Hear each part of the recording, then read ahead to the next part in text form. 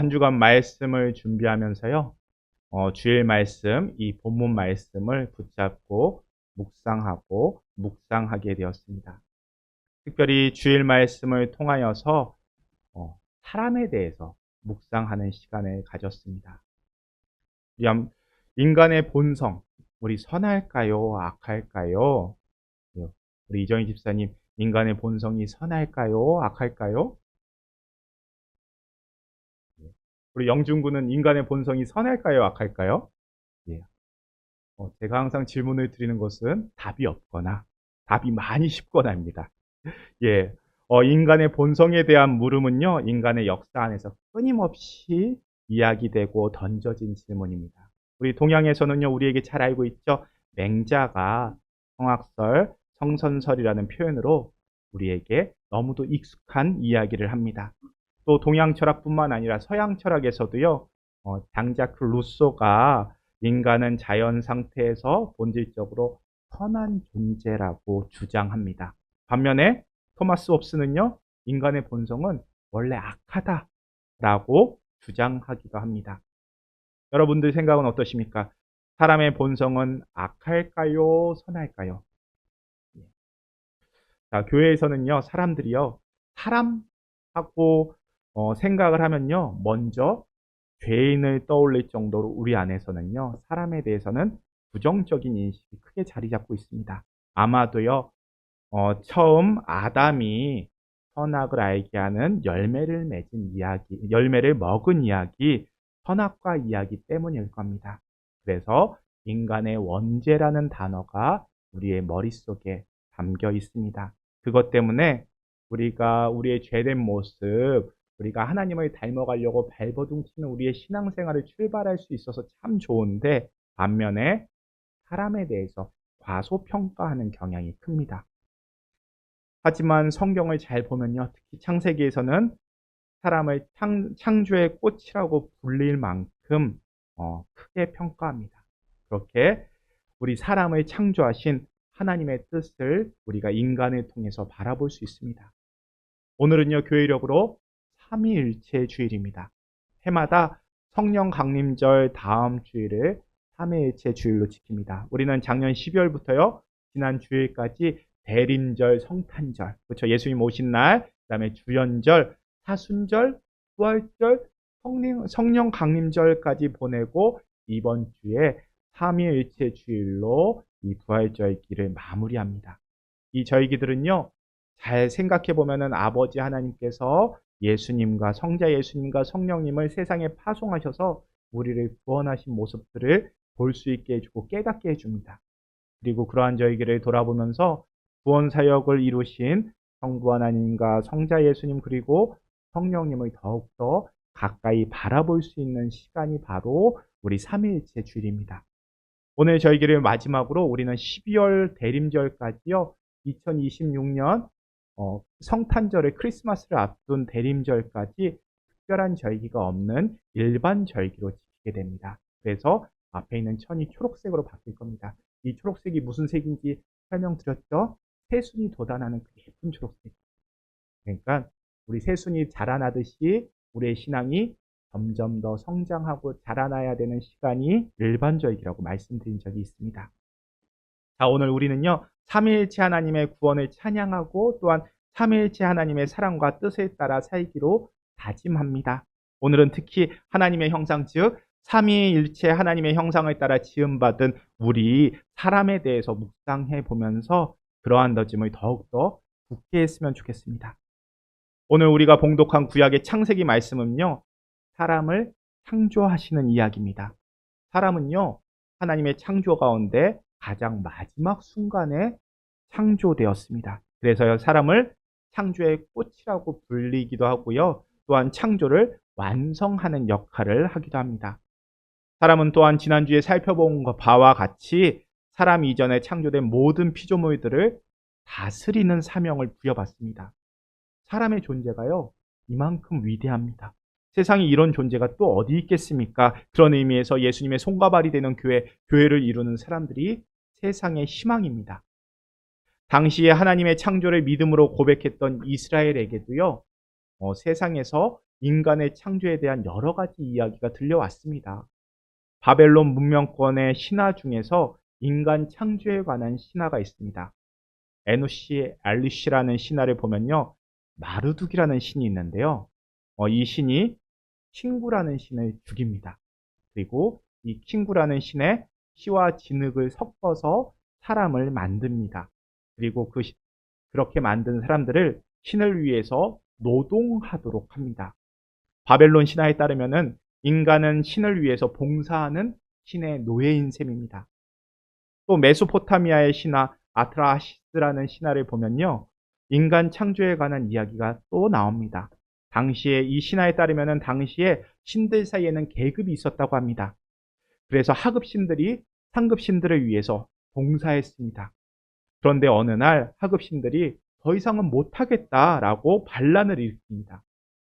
이에 놀란 엔키라는 신이요, 반란자의 두목을, 우두머리를 죽이고 그의 피로 사람을 창조하고요. 하급 계급의 하급 신들이 하던 그 일을 신들을 위한 노예, 사람이 대신하도록 합니다. 이렇게 당시의 신화들을 보면은 사람은 신들을 위해서 일하는 노예 정도였습니다. 그런데 창세기는 다릅니다. 당시 창조 신화들과 비교해 보면요, 창세기가 말하는 인간이 얼마나 위대한지를 알 수 있습니다. 사람은 하나님의 창조 사역의 꽃이고 완성입니다. 또한 하나님은요, 하나님을 대신해서 세상을 다스리도록 우리 인간을 세워주십니다. 우리가 이러한 존재로 세상을 살고 있다는 것에 대해서 늘 감사하고 즐거워할 수 있었으면 좋겠습니다. 그런데 오늘 본문에 나오는 것처럼 사람이 위대한 근본적인 이유는요, 근원적인 이유는요, 사람이 하나님의 형상을 따라 창조되었다는 겁니다. 하나님의 형상대로 창조되었다는 것은요, 우리가 하나님을 닮았다는 뜻입니다. 뿐만 아니라 하나님의 대리자라는 의미도 있습니다. 우리는 하나님의 대리자로서 세상을 다스리는 사명을 가지고 있습니다. 성경에서 사람이 하나님의 형상이라고 할 때 우리가 믿는 하나님은 삼위일체 하나님이라는 점을 생각해야 됩니다. 오늘 본문 마태복음 28장 19절 20절 말씀을 저희가 함께 읽도록 하겠습니다. 그러므로 너희는 가서 모든 민족을 제자 삼어 아버지와 아들과 성령의 이름으로 세례를 베풀고 내가 너희에게 분부한 모든 것을 가르쳐 지키게 하라. 볼지어다 내가 세상 끝날까지 너희와 항상 함께 있으리라 하시니라. 아멘. 자, 말씀에 나오는 표현처럼요, 우리가 믿는 하나님은요, 아버지와 아들과 성령이십니다. 그러니까 성부, 성자, 성령이십니다. 우리는 이 세 하나님의 이름으로 세례를 받은 사람들입니다. 그리고 골로새서 1장 16절을 보면요, 제가 읽겠습니다. 만물이 그에게서 창조되되, 여기에서 그가 누굴까요? 예수님입니다. 그리고 하늘과 땅에서 보이는 것들과 보이지 않는 것들, 혹은 왕권들이나 주권들이나 통치자들이나 권세자들이나 만물이 다 그로 말미암아 그를 위하여 창조되었고 예수님으로 말미암아 예수님을 위하여 창조되었다라고 설명합니다. 이렇게 예수님을 통해서 창조되었다는 말씀이 골로새서에 있습니다. 또 요한복음 1장에서도요, 같은 말씀이 나옵니다. 만물이 그로 말미암아, 여기서 그가 누굽니까? 예수님으로 말미암아 지은 바 되었으니 지은 것이 하나도 예수님 없이 된 것은 없느니라. 그러니까요, 성부 하나님께서 천지를 창조하실 때 성자 예수님도 함께 하셨다는 뜻입니다. 또 창세기 1장 2절을 보면요, 땅이 혼돈하고 공허하고 흑암이 깊음 위에 있고 하나님의 영은 수면 위에 운행하시니라. 이처럼 하나님의 영이 창조 사역에 함께 하십니다. 창조는 성부 하나님만의 사역이 아니라 삼위일체 하나님이 함께 하신 일이란 뜻입니다. 여기서 우리가 한 가지 기억해야 할 것이 있습니다. 우리가요, 삼위일체 하나님, 삼위일체 교리 완전히 이해하고 믿어야 구원받을 수 있다, 구원에 이를 수 있다, 아니라는 겁니다. 매년 삼위일체 주일에 드리는 말씀이지만 삼위일체는 한마디로 신비입니다. 사람의 언어로 설명하고 이해하는 것이 불가능하다는 뜻입니다. 따라서 삼위일체를 이렇게 저렇게 이해하고 또 이렇게 그렇게 믿어야 합니다라고 주장하는 것은 옳은 말이 아닙니다. 특별히 교회 역사를 보면요, 이 삼위일체 교리, 삼위일체 교리를 통해서 하나님을 더 풍부하게 알아갈 수 있는 하나의 중요한 단서이지만 삼위일체 교리를 상대방에게 너 잘못 믿고 있어, 잘못 이해하고 있어, 너 틀렸어 정죄하는 일에 많이 사용됐던 것도 사실입니다. 그런 모습은 좋은 일이 아닙니다. 하지만 삼위일체 교리는요, 우리가 믿는 하나님이 근본적으로 어떤 분인지를 알 수 있게 해줍니다. 삼위일체를 통해서 우리가 믿는 하나님은요, 홀로 계신 분이 아니라는 겁니다. 세 분 하나님이 교제하셔서 하나를 이루시는 존재라는 겁니다. 그래서 삼위일체 하나님에 대해서 한 단어만 기억해야 한다면요, 교제라는 단어를 붙잡아야 합니다. 삼위일체 하나님은 함께 교제하시는 분입니다. 그러므로 세상을 창조하시는 일 역시도 독단적인 사역이 아니라 아버지, 아들, 성령, 세 분 하나님이 서로 교제하면서 이루신 일이라는 겁니다. 오늘 봉독한 창세기 1장 26절 27절 말씀도 다시 한번 읽어보겠습니다. 하나님이 이르시되 우리의 형상을 따라 우리의 모양대로 우리가 사람을 만들고 그들로 바다의 물고기와 하늘의 새와 가축과 온 땅과 땅에 기는 모든 것을 다스리게 하자 하시고 하나님이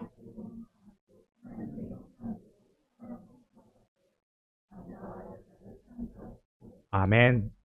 하나님께서 우리의 형상을 따라 우리의 모양대로 우리가 사람을 만들자라고 제안하십니다. 여기서 이 우리가 누구를 가르치는가에 대해서 논란이 있습니다.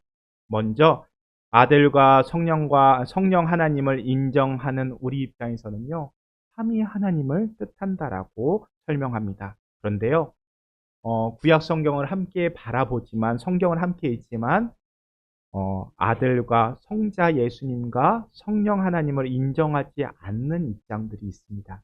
그런 입장에서는요, 이 우리를 천사들로 해석하기도 합니다. 하나님과 천사라는 뜻입니다. 그리고 유대교의 랍비들은요, 잠언 8장의 말씀을 근거로 하나님과 지혜다라고 설명하기도 합니다. 또한 히브리어에서는요, 하나님을 엘로힘이라고 가르치죠. 이 엘로힘이라는 단어가 복수 형태의 단어입니다. 그래서 하나님을 나타낼 때는 복수 형태의 단어로 표현하고 신적인 권위를 나타낼 때도 복수형을 쓴다는 점을 근거로 우리라는 표현은 사실 한 분 하나님을 가르치는 것인데 하나님의 위대함을 표현하는 하나의 관용적 표현입니다 라고 해석하기도 합니다. 하나님께서 나라는 표현을 우리라고 표현함으로써 하나님의 권위를 더 높였다는 뜻입니다. 우리에게 익숙한 것이 뭐 황제나 왕이 자신을 나타낼 때 짐은 이렇게 표현하지 않습니까? 이 표현도 복수형입니다. 그래서 이렇게 권위를 갖고 있는 복수를 장엄복수라고 부릅니다. 그래서 우리의 형상이라는 말은 삼위일체 하나님과 관계가 없다라고 주장하는 사람들도 있습니다. 하지만 삼위일체 하나님을 믿는 우리 입장에서는요, 이 우리라는 표현을 자연스럽게 아버지와 아들과 성령 하나님을 떠올리게 만듭니다. 또한 27절에 나오는 하나님의 형상은 삼위일체 하나님의 형상입니다. 우리 사람이 삼위일체 하나님의 형상으로 창조되었다는 말입니다. 이러한 사실은 우리 인간이 내가 누구인지를 말해주는 아주 중요한 요소입니다. 반복해서 말씀드리지만 삼위일체 하나님을 설명할 때 가장 중요한 단어는 교제입니다. 세 하나님이 서로 사랑함으로써 하나를 이루십니다. 이것이 삼위일체입니다. 세 분이 어떻게 하나가 될 수 있을까요? 사랑의 교제를 통해서입니다. 서로 관계 맺고 교제하고 그러한 교제가 깊어지면 하나에 이르게 됩니다. 이러한 교제 가운데 계신 삼위일체 하나님의 본성 때문에 삼위일체 하나님은 교제로 상대방으로, 교제의 상대방으로 교제를 통해서 우리 천지 만물을 창조하십니다. 특히 그러한 삼위일체 하나님의 형상에 따라서 우리 인간이 창조되었습니다. 피조물 중에서 사람은 하나님이 주시는 사명을 받는 유일한 존재입니다. 즉 피조 세계를 다스리라는 하나님의 명령을 사람이 받았습니다. 이것이 무엇을 말합니까? 사람이 하나님의 동반자라는 뜻입니다. 사람은 하나님과 관계를 맺고 하나님이 말씀하시는 것을 듣고 순종할 수 있습니다. 그래서 사람은요, 혼자 사는 존재가 아닙니다. 교제하면서 사는 존재입니다. 하나님은 사람을 창조하실 때 남자와 여자로 창조하셨습니다. 처음부터 사람은요, 하나가 아니라 둘이었습니다. 또한 하나님은요, 사람들에게 동물을 다스리라는 사명을 주심으로 동물들과 교제하게 하셨습니다. 식물을 먹을거리로 주심으로써 식물들과 관계 맺게 하셨습니다. 즉 동식물이 없으면 사람은 존재의 의미가 사라집니다. 사람이 삼위일체 하나님의 형상을 따라 창조되었다는 의미가 바로 이것입니다. 하나님과 교제하고 사람과 교제하고 동식물과 하나님의 창조 세계와 교제하는 것이 바로 하나님이 사람에게 부여하신 하나님의 형상입니다. 여기까지 잘 따라오셨다면요, 우리는 여기에서 다음 단계를 이야기할 수 있습니다. 사람이 삼위일체 하나님을 닮아서 교제하는 존재라면 가장 사람다운 사람은 바로 교제하는 사람이라고 할 수 있습니다. 하나님을 사랑하고 이웃을 사랑하고 또한 하나님이 지으신 세계를 돌보는 사람이 사람다운 사람입니다. 지난주 묵상한 바와 같이 상대방이 들을 수 있는 말을 하며 그 말을 통해서 하나님의 사랑을 전할 수 있는 사람이 바로 사람다운 사람입니다. 자, 그렇다면요, 성경이 말하는 가장 사람다운 사람은 누구인지 아십니까? 예수님이십니다. 우리 골로새서 1장 15절 말씀 함께 읽겠습니다. 1장 15절입니다. 그는 보이지 아니하는 하나님의 형상이시요 모든 피조물보다 먼저 나신 이시니. 자, 여기서 그는 예수님이죠. 자, 예수님은요, 보이지 아니하는 하나님의 형상이라고 하였습니다. 예수님은요, 하나님의 형상 자체라고 불릴 만큼 완전한 사람이셨습니다. 예수님이 이처럼 완전한 사람, 사람다운 사람이라고 불릴 만한 이유가 있습니다. 예수님은요, 당신께서 하나님의 보내심을 받아 세상에 오셨다는 말을요, 반복해서 하십니다. 예수님은 하나님이 주신 사명을 가지고 사셨습니다. 하나님과 교제하시며 하나님의 말씀을 듣고 그 말씀에 순종하며 사셨습니다. 심지어는요, 십자가에서 죽기까지 하실 정도로 철저하게 하나님께 순종하셨습니다. 예수님은요, 또한 사람들과 교제하셨습니다. 예수님은 사람들의 빈부귀천 구분하지 않고요, 죄인이냐 의인이냐 따지지 않으시고 모든 사람에게 다가가셨고 그들과 함께 먹고 주무실 정도로 친밀한 교제를 나누셨습니다. 그리고 마침내 당신의 생명을 사람들을 위해서 내어주십니다. 예수님은 또한 창조주이시면서 피조물로 사셨습니다. 만물의 창조주가 피조물의 한 부분으로 사셨습니다. 즉 창조세계의 일원으로서 피조물과 교제하고 사십니다. 바로 이런 이유 때문에 예수님은요, 하나님의 형상이라고 불리게 되셨습니다. 즉 예수님은 가장 사람다운 사람이고요, 완전한 사람이십니다. 그런데 우리는 이처럼 가장 사람다운 사람, 완전한 사람이신 예수님을 통해서 하나님을 알 수 있게 되었습니다. 가장 완전한 사람이신 예수님이 계시하신 하나님을 믿는 사람들입니다. 가장 완전한 사람은요, 하나님의 형상이고요, 하나님을 보여줄 수 있습니다. 예수님은 나를 본 사람은 하나님을 본 것이다 라고 말씀하십니다. 가장 완전한 사람은 하나님과 완전한 교제를 나누어 하나님과 하나 되어서 하나님을 보여줄 수 있습니다. 우리는 그처럼 가장 완전한 사람이신 예수님이 보여주신 대로 보여주신 것처럼 하나님을 믿는 사람입니다. 우리가 믿는 하나님은요, 사람을 통해서 알게 된 하나님이라는 뜻입니다. 우리는 예수님을 통해서 사람다운 사람이 어떤 존재인지를 분명히 알 수 있습니다. 사람과 하나님 사이가 그리 멀지 않다는 것도 확인할 수 있습니다. 우리가 사람다운 사람이 될 때 내 옆 사람이 나를 통해서 하나님을 볼 수 있게 됩니다.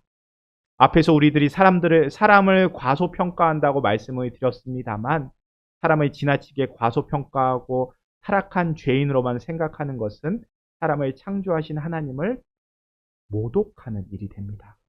우리들이 가장 완전한 사람이신 예수님의 은총을 힘입어 사람 본연의 모습을 회복하면 우리도요, 하나님을 보여줄 수 있습니다. 우리가 세상에서 가진 것 높은 지위에 만족할 것이 아니라 하나님을 보여주는 사람이 되기까지 성장해야 합니다. 그러니 교회로 살아가는 우리들은요, 교제해야 합니다. 삼위일체 하나님의 사랑의 교제를 본받아서 우리도 사람을 만나고요, 바깥 세계를 향해서 나아가야 합니다. 하나님과 교제하며 인생의 목적을 찾고 사람들을 사랑하고 세상을 위해서 봉사하며 살아야 한다는 뜻입니다. 오늘 봉독한 신약의 말씀은요, 흔히 예수님의 지상명령이라고 부릅니다. 예수님의 마지막 명령이 뭡니까? 가서 제자 삼아라. 예수님께서 주신 가장 큰 명령입니다. 예수님은 모든 민족을 향해 나아가라고 말씀하십니다. 자기 안에서 갇혀 사는 것이 아니라 방 안에 갇혀서 사는 것, 하나님의 뜻이 아닙니다.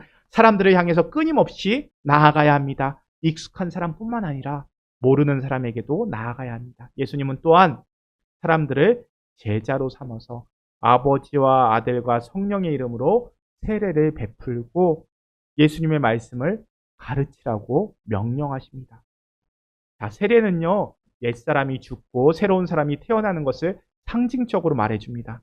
아버지와 아들과 성령의 이름으로 베푸는 세례는요, 삼위일체 하나님의 형상을 회복하게 합니다. 성령이 말하는 가장 이상적인 사람은 바로 삼위일체 하나님의 이름으로 세례를 받고 삼위일체 하나님의 형상을 회복한 사람입니다. 우리는 세상 모든 사람들이 이러한 사람이 되기까지 끊임없이 세상을 향해 나아가고 사람을 만나야 합니다. 그런데요, 막상 사람을 만나서 교제하는 것 쉬운 일이 아닙니다.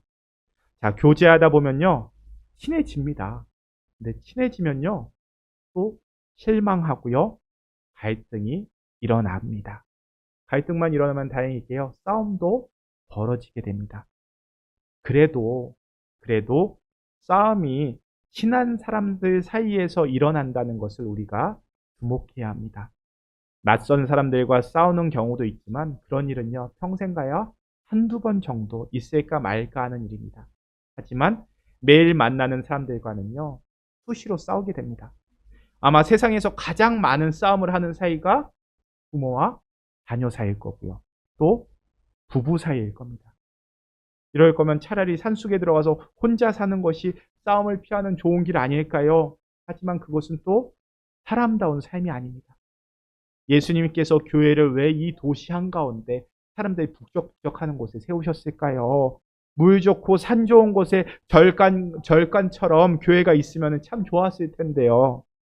땅값도 비싼 이곳에 제1교회를 왜 지으셨을까요? 교회의 사명은 예수님의 지상명령, 가서 사람들 사이 가운데로 나아가서 제자 삼는 것이기 때문입니다. 그러니까 끊임없이 세상으로 나아가서 사람 만나는 것이 사람다운 삶입니다. 싸움이 일어나더라도 포기하지 않고 교제하고 하나 되기를 힘쓰는 것이 사람다운 삶입니다. 우리가 만나는 모든 사람들이요, 예외 없이 삼위일체 하나님의 형상을 가진 고귀한 사람들입니다. 우리가 함부로 대할 수 있는 사람은요, 없습니다. 우리가 미워할 수 있는 사람도 하나도 없습니다. 모두가 우리가 사랑해야 할 사람들이고 하나 되어야 할 사람들입니다. 사람에 대한 이러한 확신과 신뢰를 바탕으로 우리는 포기하지 않고 끊임없이 사람들 만나고 교제해야 합니다. 이것이 바로 사람다운 삶을 실현하는 길이기 때문입니다. 예수님은요, 예수님을 정죄하고 죽이려는 사람들, 또한 예수님을 배신한 사람들까지도요, 끝까지 사랑하시고 그들을 용서하시고 그들을 위해서 목숨을 내어주셨습니다. 보여주신 겁니다. 하나님 닮아가는 삶이 이런 모습이라고 우리에게 보여주신 겁니다. 그렇기 때문에 우리들은 예수님을 하나님의 형상입니다라고 부르고 예수님이 알려주신 대로 하나님을 믿습니다. 우리들이 세상 모든 민족에게 하나님을 전하는 방법도 이겁니다. 포기하지 않고 도망가지 않고 끊임없이 이 세상 사람들과 관계 맺고 교제 나눔으로써 우리 안에 있는 하나님의 형상을 드러내는 것입니다. 삼위일체 하나님은요, 하나님과 교제하는 파트너로서 하나님을 닮은 사람들을 창조하셨습니다. 우리는 세상으로 나아가서 사람들을 만나고 교제하는 본성과 사명을 가지고 세상에 태어났습니다. 이 본성과 사명에 충실하게 포기하지 않고 사람들을 만나고 교제하는 것이 인간다움을 실현하는 길이고 세상에 하나님을 보여주는 길입니다.